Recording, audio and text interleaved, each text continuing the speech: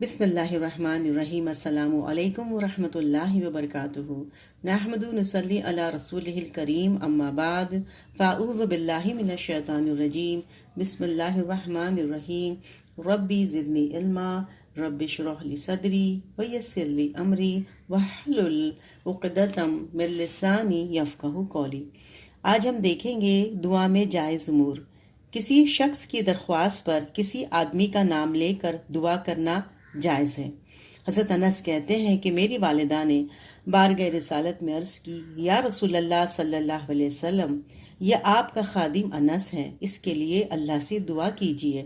آپ صلی اللہ علیہ وسلم نے دعا فرمائی، یا اللہ انس کو کثرت سے مال اور اولاد دے، اور جو کچھ دے اس میں برکت عطا فرما۔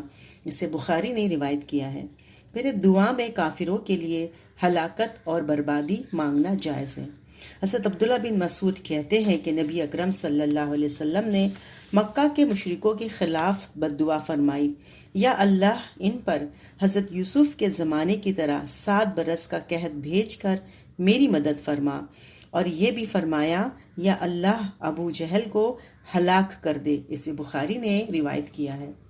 پھر دعا میں کافروں کے لیے ہدایت طلب کرنا جائز ہے۔ حضرت ابو ہریرہ سے روایت ہے کہ طفیل بن عمرو اپنے قبیلے کا سردار رسول اللہ صلی اللہ علیہ وسلم کی خدمت میں حاضر ہوا اور عرض کیا کہ یا رسول اللہ صلی اللہ علیہ وسلم، قبیلے دوس کے لوگوں نے اللہ کی نافرمانی کی اور مسلمان ہونے سے انکار کیا ہے، پس ان کے لیے بد دعا فرمائیے۔ صحابہ اکرام سمجھے کہ اب رسول اللہ صلی اللہ علیہ وسلم ان کے لیے بد دعا فرمائیں گے، لیکن آپ نے ان کے لیے دعا فرمائی، یا اللہ قبیلہ دوس کو ہدایت عطا فرما اور انہیں میرے پاس لے آ۔ اسے بخاری نے روایت کیا ہے۔ پھر دعا میں اللہ تعالیٰ کے اسم اعظم، اللہ تعالیٰ کے اسماء حسنی اور صفات کو وسیلہ بنانا جائز ہے۔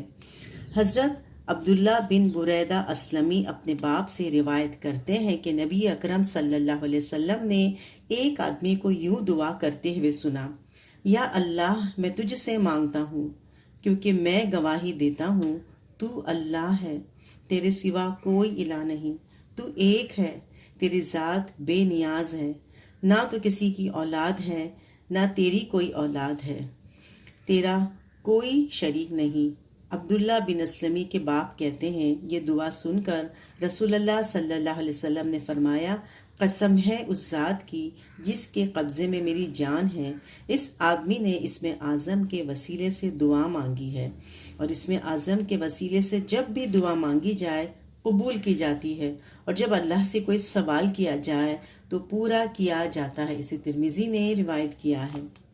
پھر حضرت انس سے روایت ہے کہ نبی اکرم صلی اللہ علیہ وسلم کو جب کوئی رنج یا مصیبت پیش آتی تو یوں دعا فرماتے، اے زندہ اور قائم رہنے والے اللہ، میں تیری رحمت کے وسیلے سے تیرے آگے فریاد کرتا ہوں۔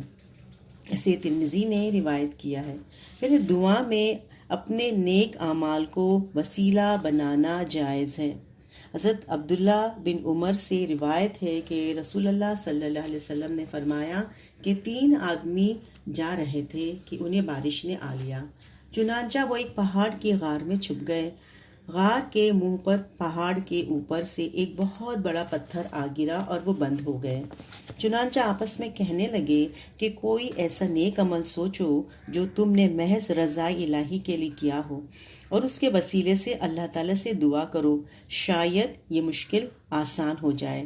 چنانچہ ان میں سے ایک نے کہا، اے اللہ، میرے والدین زندہ تھے اور انتہائی بڑھاپے کی عمر کو پہنچے ہوئے تھے، نیز میرے چھوٹے چھوٹے بچے بھی تھے، میں ان کے لیے بکریاں چراتا تھا، جب میں شام کو واپس لوٹتا تو بکریاں دھوتا اور اپنے بچوں سے پہلے والدین کو دودھ پلاتا تھا۔ ایک روز جنگل میں دور نکل گیا اور شام کو دیر سے واپس لوٹا، والدین اس وقت سو چکے تھے، میں حسب معمول دودھ لے کر ان دونوں کے سرہانے آ کھڑا ہوا، میں نے انہیں نیند سے بیدار کرنا پسند نہ کیا اور بچوں کو ان سے پہلے پلا دینا بھی مجھے اچھا نہ لگا، حالانکہ بچے میرے قدموں کے پاس رو پیٹ رہے تھے، حتیٰ کہ صبح ہو گئی۔ اے اللہ تو جانتا ہے اگر میں نے یہ کام محض تیری رضا کے لیے کیا تھا تو اس پتھر کو ہٹا دے تاکہ ہم کم از کم آسمان دیکھ سکیں۔ چنانچہ اللہ تعالیٰ نے پتھر کا ایک حصہ ہٹا دیا اور اس میں سے انہیں آسمان نظر آنے لگا۔ دوسرے نے کہا، اے اللہ، میری ایک چچا زاد بہن تھی جس سے میں اتنی زیادہ محبت کرتا تھا جتنی کوئی بھی دوسرا آدمی کسی عورت سے کر سکتا ہے۔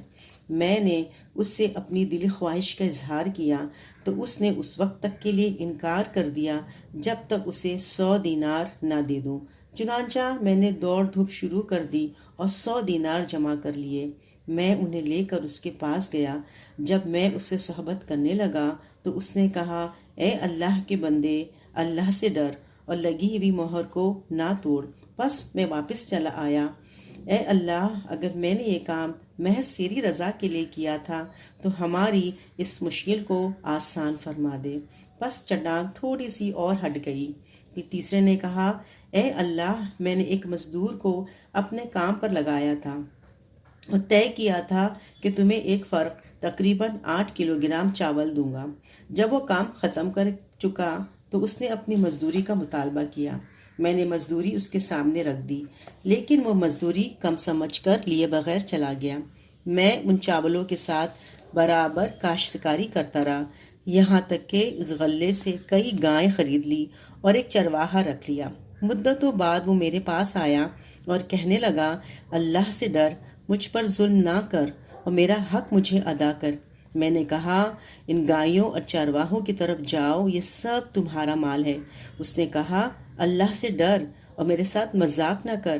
میں نے کہا، میں تمہارے ساتھ مذاق نہیں کر رہا، بلکہ یہ اپنی گائیں اور چرواہا لے جا۔ وہ انہیں لے کر چلا گیا۔ یا اللہ، تو جانتا ہے اگر میں نے محض تیری رضا کے لیے ایسا کیا تو جتنا راستہ بند رہ گیا ہے اسے بھی کھول دے۔ چنانچہ اللہ تعالیٰ نے ان کے سامنے سے باقی پتھر بھی ہٹا دیا۔ اسے بخاری نے روایت کیا ہے۔ پھر زندہ نیک آدمی سے دعا کروانا جائز ہے۔ حضرت انس بن مالک سے روایت ہے کہ جب لوگ قحط کا شکار ہوتے تو حضرت عمر حضرت عباس بن عبد المطلب نبی اکرم صلی اللہ علیہ وسلم کے چچا سے بارش کی دعا کرواتے اور ساتھ کہتے، یا اللہ، نبی اکرم صلی اللہ علیہ وسلم کے زندگی میں ہم اپنے نبی کی دعا کو تیرے حضور وسیلہ بناتے اور تو ہم پہ بارش برسا دیتا۔ اب نبی اکرم صلی اللہ علیہ وسلم کی وفات کے بعد ہم اپنے نبی اکرم کے چچا کی دعا کو وسیلہ بناتے ہیں، لہٰذا ہم پر بارش برسا دے۔ حضرت انس بن مالک کہتے ہیں کہ حضرت عباس سے دعا کروانے کے بعد بارش ہو جاتی۔ اسے بخاری نے روایت کیا ہے۔